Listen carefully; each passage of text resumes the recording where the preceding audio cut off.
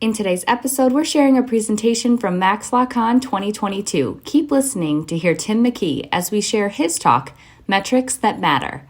You can also head to the Maximum Lawyer YouTube channel to watch the full video. Let's get to it. Run your law firm the right way. This is the Maximum Lawyer Podcast. Your hosts, Jim Hacking and Tyson Mutrux. Let's partner up and maximize your firm. Welcome to the show. How many of you have seen the depiction on a chalkboard sometimes of this big circle, and inside that circle it says your comfort zone, and then there's a little bitty circle off to the side that says where the magic happens? Have you seen that? All right, we're going to try it. I want everybody to get up and at least move a seat a little bit closer to me. That's going to put you out of your comfort zone, right? Well, come on. If you can do it, it's where the magic happens. The reason I want to do this, you can't do it. The reason I want to do this is twofold. One, to get you to move around a little bit. It's after lunch. You've probably eaten way too much. And we're going to talk about numbers. I'm a CPA, very, very nerd-like, so I want something to happen. This stage does not have rails on it, and there are PI people here. So if I fall off, you're in trouble. Okay. So I'll do it, but I'm a wandering speaker, and now my thing fell out. So, okay, thanks a lot for that. I'm going to show some spreadsheets that now that you're a little closer, hopefully you can see some of it. And I think I was told you're going to get a copy of these slides, and if you don't, or if you want to give me a card afterwards, I'll make sure you get those slides. So you also are going to get the fast forward version of me today. I'm from very rural South Mississippi. We can't say hello in 20 minutes. Okay, but I'm going to run through this like you wouldn't believe. So, okay, first of all, a quick story about Timmy and Tommy. Two kids in school, one very, very bright, which happens to be Timmy, and the other, Tommy, his grits are not quite in the middle of the plate. Okay, it's got some issues. But anyway, teacher gives them a test. 10 questions, okay? 10 questions. They finish the test, turn it in, and the teacher's grading. She grades Timmy's first. First 9, 100% on the first 9. The 10th question, Timmy had written, I don't know this one. Okay. So she starts grading Tommy's paper, who happens to sit right behind Timmy. Okay. And sure enough, she starts seeing, Tommy's getting these questions right. This is pretty cool. First 9, 100%. And at the end, Tommy had written, I don't know this one either. So what does that mean? Cheating is bad? That life is an open book, folks. That's what it really means. We don't have any real cheating anymore. You have an opportunity to come to conferences like this and learn as much as you want to learn, right? You can read as many books as you want. There is no test, okay? It's about success and you defining what success means for you. Okay, so we're going to hit. This talk was mainly designed for PI firms, so I know there are other firms in here because I've talked to you. I hope this hits home and you get a few nuggets out of it. Okay, this is where you pick up your pencil. There's only 4 ways to grow a law firm. Okay, only 4 ways. And guess what? The second 2 are subsets. Okay, get more cases or clients. Okay, increase the value of each transaction or resolution. Get clients to revisit, or in the case of PI, you don't want to say, you were in a car wreck last week, we want you back now. No, don't do that. What you say is you treat them so well, okay, that they refer to you, and then increase the efficiency and effectiveness of each process. Okay, these last 2 are subsets. The only really way to grow, right, is more cases and increase the value, okay? And with Vista Consulting, that's the only thing that we concentrate on with our clients. How can we do that? How can we move the needle for more cases or more value? Okay, and we're going to talk about KPIs, right? In the academic world, we are always given enough information from which to solve a problem, right? That's how tests work. They give you the information, you work through it, you solve the problem. That's not how the real world works. Most of the time, the hardest part is getting the information to solve the problem, right? In the business world, especially in law firms and especially in plaintiff firms, you've got to figure out how to get that information and what that information is. And we're going to hit some of those. Okay, first of all, you have to have a system to attain data. Their Smart Advocate, FileVine are out here. Those are good systems to begin in gathering data. It's a repository. You can get things out of that. There are many other methods, right? There's case management, as I said, tick mark, spreadsheets. We've actually helped some of our clients build what we call dashboards or KPI reports. And again, we're going to hit on those. So I had a partner, Chad Dudley, still a great friend. I'm not sure if I'm a badass for buying him out, but he's a great friend. And he would always just come in and start talking about these numbers and how you interpret them and go forward. And we had to say, Chad, let's slow down. We've got to help people get those numbers first. Okay, so we're not going to dig too deep on that today, but just know that you've got to get with someone, whether it's if it's you or someone in your office, to figure out how to gather data. Okay, not going to go too deep on that. We're going to look at some of that data today. Okay, generally two types of KPIs. They're lagging KPIs, lagging indicators, and there's leading predictive indicators. Most financial data is usually lagging. This is what happened. Now, we can always use the past to predict the future. That's a good thing. Predictive are generally how many cases did we sign, and that you can use that to predict what's going to happen in the future. Okay? And then there's some that are both, okay? Just like those, we measure the cases that we sign up. How many leads did we get? I'll go into that in just a second. You can have one that tells you both. And when you look back, okay, we need to get this many cases in. It's also going to predict, depending on your average case fee, what you can actually produce from that. Two other types of KPIs. They're objective ones, which is the ones that most of us think about, usually financial or some type of operational metric. And there are subjective things which measure feelings, okay? Subjective meaning different things for different people. Just because sometimes we say it's hard to measure subjective things, we shouldn't do it. We absolutely should do it. And I'm going to hit on one very big one through this presentation. Okay, once you get that data, you use it to do what? You analyze and coach. You don't use, and there's two types of reports. There's the scoreboard reports, which are we winning and losing in an area? For example, is your conversion rate on cases, clients that call in that you want, at least 92%? That's great. That's a scoreboard. We're over 92%. We're converting 92% of the cases or the people that call in that we want. Okay, that's one method. That's a scoreboard. Then there's a diagnostic, which says, okay, if you have more than one person taking those calls, someone may be getting 98%, somebody may be getting 80%, somebody may be getting whatever. The total can still be over on the scoreboard, but your individuals are not hitting their mark in some cases. So again, just a difference between a scoreboard report and a diagnostic report. Scoreboard reports usually go to owners or very high-level managers, and the diagnostic reports are what your team leads do to coach from, okay? And there's a coaching tool. They're not a hammer. You don't go yell at them and say, you should do better. Your number should be here. You figure out what's going on, okay? How do you coach them up? Okay, you use those numbers. Was something going on? Look, your other team members are doing this. Where do you fall in that? What's going on in your life? That's how professionals work. They don't yell at people. Okay, you communicate and you do hold them accountable. You use those numbers. And then at Vista, we're going to trademark this sometime, TT&E, which is Tools, Training, and Expectations. What does that mean, Tim?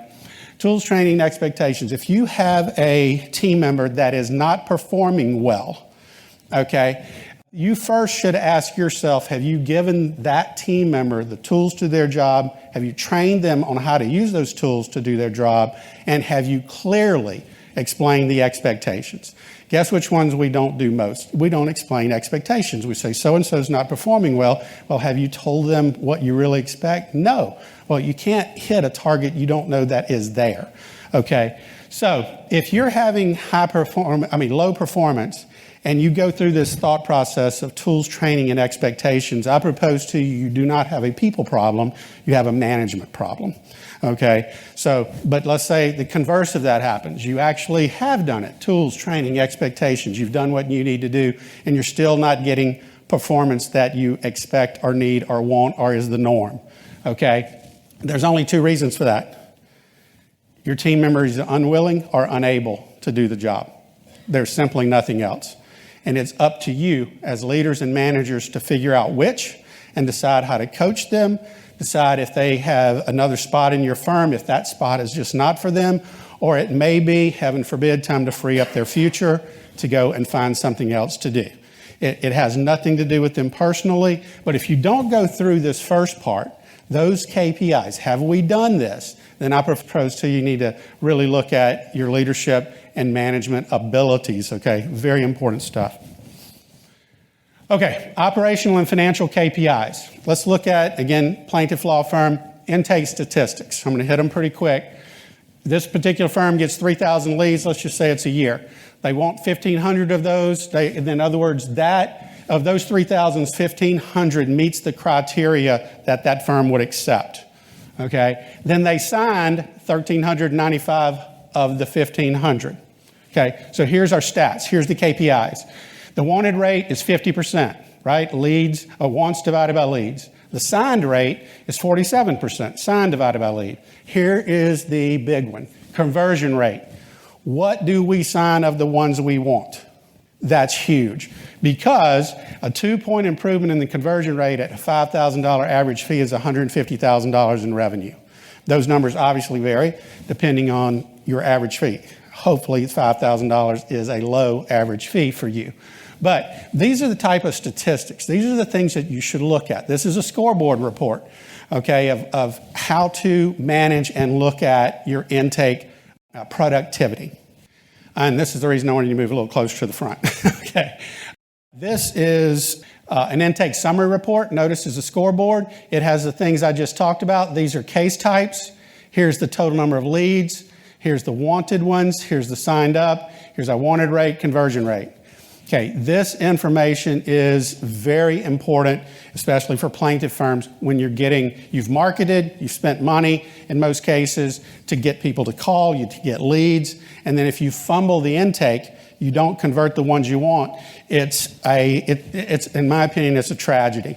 Okay, and we've gone into firms, and one of our team members is here, Amanda Hankins. Raise your hand, stand up, turn around. No, you don't have to do it. She's here, and she knows that we go into firms sometimes, and they say, we get everyone we want. BS, okay? Barbara Streisand, you don't. Okay, have you measured it? And a lot of times, no, but we know we get them all. Well, yeah, must measure it. So anyway, this is a scoreboard report. This is an example of the diagnostic report. We blocked out the names over here, the team members, but it's the same thing. Total leads, wants, signed up, wanted, conversion, but by team member. So then you can manage and go in and coach these folks, the ones that are not getting that conversion rate that you want. That leads into a lot of training, right? Customer service, intake, sales, and some speaker at some point during the day talked about getting their best team members from places like Chick-fil-A or Hardee's or somewhere.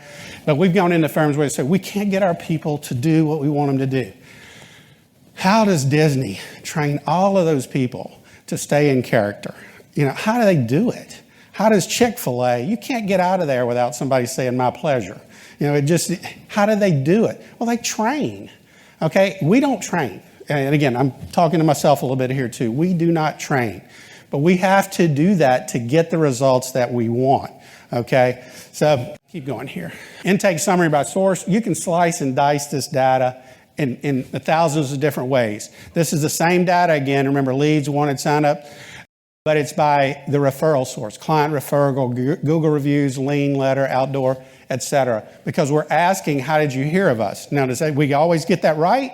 Not always. The client may say, hey, I got your name from a billboard, and you hadn't had billboards in 5 years. But you get something. You've got to get something better than nothing. Okay, how is your marketing working? Brooke talked about ROI. We got to believe that. I got 5 minutes left. This ain't going to work. Diagnostic report. This is closed cases by case type. We want to look at closed with fee. In other words, and closed no fee. What does that mean? We've accepted a case. How many of those cases actually make it to the finish line? How many do we accept that we end up booting out of our firm, out of our practice line because we learned something new? Okay, or we didn't get the right information up front. Okay, so we want to measure those things. Want to measure closed with fee rates. We'll just look at motor vehicle accidents here. 89 closed and 51 of those closed with a fee for a 57% close with fee ratio. Kind of an interesting number, right? We like to see around 70% there, 75% there. Usually the norms that we see once they're in the firm usually boot about 25% of them. But again, we want to know what your firm is doing. We can't put everyone in the same bucket. That's why our work is all very custom to your firm. It's tough to give a talk like this when you're talking to a wide array of different types of firm. Are you a high value, low volume firm? Are you a low value, higher volume firm? Differences in ratios, differences in analysis. Diagnostic report, something else that we like to see, which is a KPI, which is time intervals. Intervals between open to maximum medical improvement to the demand to the settlement to received, and then you get the check. So these are things when you measure, you start to see, okay, here's what my firm is doing, and then we start talking about how can we shrink these? What can we do to make these better? We often get, well, what's a good time frame? Well, let's measure yours first and improve it. Okay, there's a lot of these are just simply not standard. We want to know what yours is and then move that needle. Overwhelming, 3.24 seconds. This is a case management report. This is a total built-out dashboard report. Some of the big things on here are treating needs a contact, non-treating needs contact. These are things that go into a case management system. If your firm has a client contact requirement of every 2 weeks or 21 days or 30 days where the paralegal or the attorney must contact, we track that. And if they're not making that contact, then we know they have to go and do that. Okay, and this is how we gather that information. Med records, KPIs. Getting med records is usually a big backup in PI firms. What we like to see is that you might have, on this one we've got 103 records are out, but it's only 47 providers. So when you call a provider, are you asking for everyone, or are you having different paralegals calling ask for records? Okay, there's some efficiencies and effectiveness in systems that really need to be looked at. I'm going to roll through some of these. I wanted to get to this one. This is a quick, what we call a condensed P&L analysis. I know that Brooke talked a little bit about some of this, but this is, there's really only 3 major expenses for PI firms: attorney comp, non-attorney comp, and case acquisition costs, usually marketing. And there are different phases of firms: startup, turnaround, realignment, sustaining success. So we kind of put our firms in buckets, and then we run this analysis and kind of see where their stats are. Don't go out of here and say, Vista says if you're sustaining success, you should be at a 25% profit margin. This is an example. We always want to look at where you are and then decide how to move the needle. And guess what? Taking Twinkies out of the break room is not going to move the needle very much. Okay, changing attorney comp, getting more efficient at the work with paralegals and legal assistants can move the needle much quicker. Looking hard at marketing. Marketing, it's easy to throw money at it. Lots of firms like to do it. Are you doing internal marketing? 1 minute left. No freaking way. This is diagnostic that goes into the individual attorneys, how much they brought in, their compensation, their team's compensation, really looking at a profit center analysis per attorney team. Oh, this is the one that 37 seconds. Hugh Laurie, this is a subjective key performance indicator. We call this performance attitude grid. At least once a year, we'd like to see you do an analysis of your team members with a grid like this. Top left, you see is top performer, bad attitude, and then you come down to Karen on Will and Grace, poor performer, bad attitude. You got Betty White, poor performer, good attitude, and Jimmy Fallon, who I think is very, very talented and seems very happy at what he does. If you've got the Hugh Laurie in your office, and most of you have seen House, who gets a great result, but is a terrible bedside manner, that's a farce. It doesn't happen. Okay, those people are toxic. You should probably get them out of your firm. Numbers can lie, not going there. This is what I hope you can get from the slides. These are a list of key performance indicators that we like to get from plaintiff firms. Again, if you give me a business card, I'll be happy to send you these slides if you want them. I'm out of time. Last thing is dog on the porch. Don't be the dog on the porch. Real quick, 2 old guys sitting on the porch, and It's his home and the other's visiting, and the visitor says, why is your dog whining and moaning like that? And the guy says, well, I think he's laying on a nail. The other guy says, why doesn't he move? He says, well, he's just uncomfortable enough to whine and complain. He's not uncomfortable enough to move. Don't be the dog. Don't bitch and complain. Go do something. Thank you. Thanks for listening to the Maximum Lawyer Podcast. To stay in contact with your hosts and to access more content, go to MaximumLawyer.com. Have a great week and catch you next time.